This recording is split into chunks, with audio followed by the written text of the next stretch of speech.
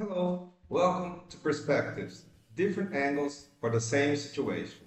Today, we will see how is the recruitment process when we're using referrals versus an open recruitment process through three types of potential responses for the same question: the corporate standard response, sincere response, and the ideal world response.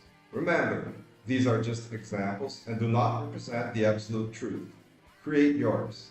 Think about it. Okay, so now here we are speaking with the people director who is also responsible for recruitment and selection for an IT multinational company operating in more than 30 countries.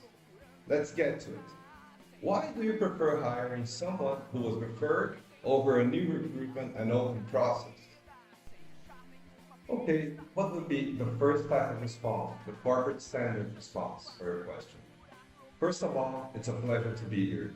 I've worked in people, culture, or human resources market for over 15 years. I've worked, for example, for recruitment and selection firms, training and development companies, and also previously worked at a human resource consultancy agency. I've been with this company for 5 years, and a year ago I became people director. I report directly to the CEO. I have a degree in psychology and an MBA in business management, and I recently completed several postgrad courses in IT. I am constantly studying people and productivity themes, and I'm a member of ABRHSP, where I lead study groups on IT talent. Our company has over 15,000 employees worldwide, 5,000 located in Latin America, and Brazil has 3,000 of those professionals. We have a full portfolio of IT solutions, as well as professionals who work directly within client companies as specialized programmers or a specific project or managing their entire IT department, outsourcing IT. That being said, why do we prefer referrals over open recruitment processes like LinkedIn, specialized IT job boards, or recruitment firms? First, because it's part of our culture to value our employees. And who knows our company better than those who are already working? Generally speaking, referrals are colleagues, friends, or acquaintances of the person who referred them, meaning they often share a similar profile and values. They are better suited to fit into our culture.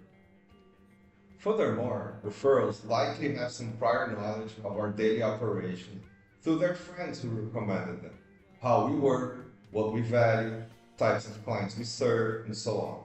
Also, the person referring knows the candidate's profile well enough to ensure, let's say, a stronger fit for the open position. What would be the sincere response to your question? To be very honest, overall costs are much lower when we hire referrals versus an open-minded recruitment process. Why?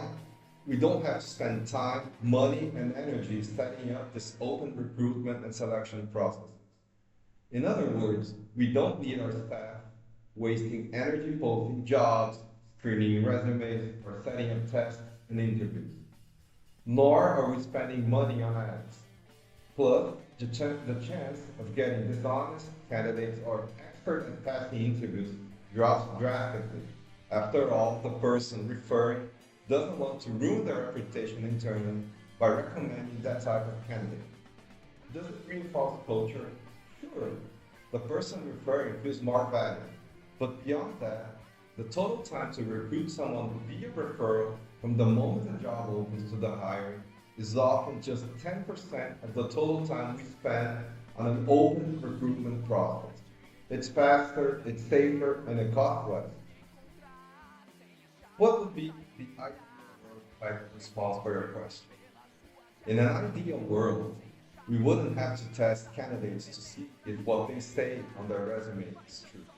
Likewise, recruiters and hiring managers would be honest about their expectation, the type of work and the compensation involved.